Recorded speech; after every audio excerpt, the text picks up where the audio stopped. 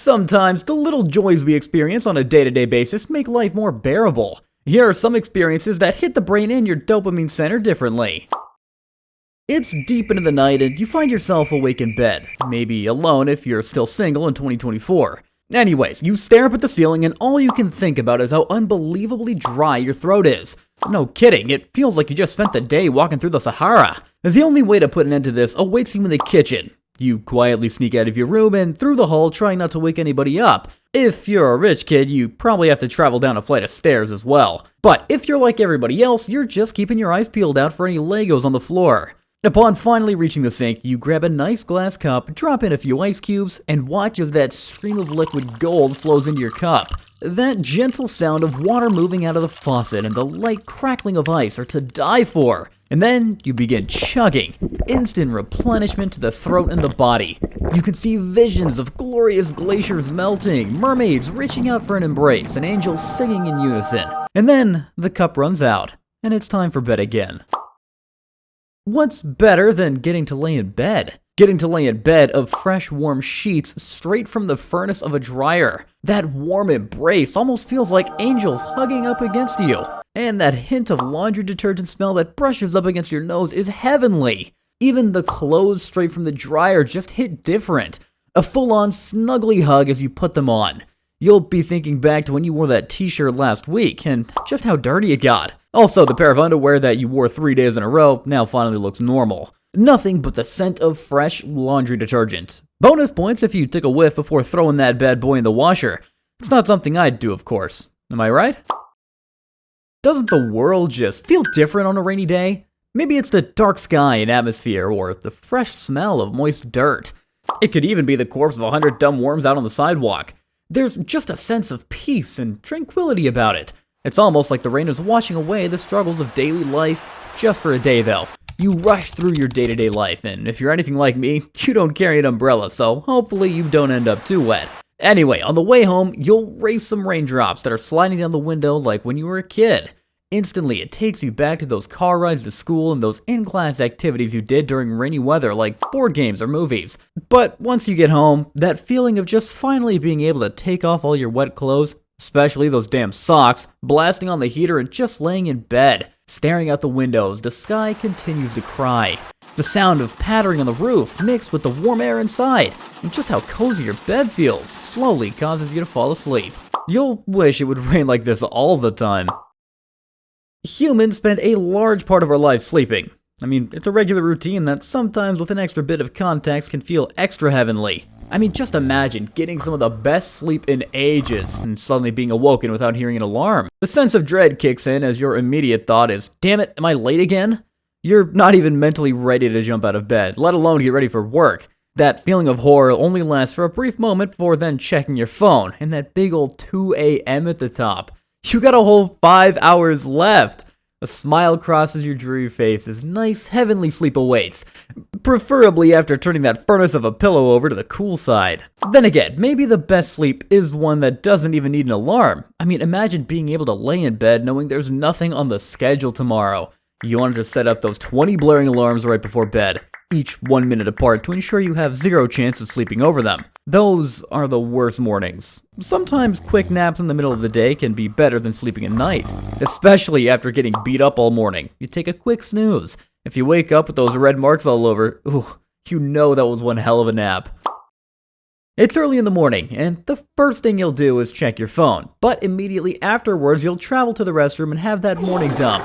Something about emptying your system early just brings a sense of relief. You feel 2 pounds lighter and far more relaxed, especially if it comes out smoothly as one large piece, or even better, if it's the rare ghost wipe. Extra clean, extra easy, and extra dopamine. Or, maybe a more crazy example. You spend the day just consuming whatever your heart desires without any consideration for the poor organs that are dealing with this junk. A whole bunch of corn syrup, some Red 40, and a touch of fast food's greatest laxative, Taco Bell. You'll be on that porcelain throne for eternity, reading every soap label and having scrolled to the bottom of your Instagram feed. You're having so much fun though, that when the time finally comes, your numb legs cause you to shake like Bambi while standing up. The damage to the toilet may have been immense, but with just one flush, this should all be over, right? Or so you thought. The water won't stop rising like an American blood pressure. You're internally screaming for it to stop as you realize you might be spending the rest of the day cleaning up the house. That is, until you hear a light gargle. And just like that, a vortex appears and carries all the waste along with all your worries right down the drain. You breathe that deep sigh of relief and swear to never order a Crunchwrap Supreme ever again.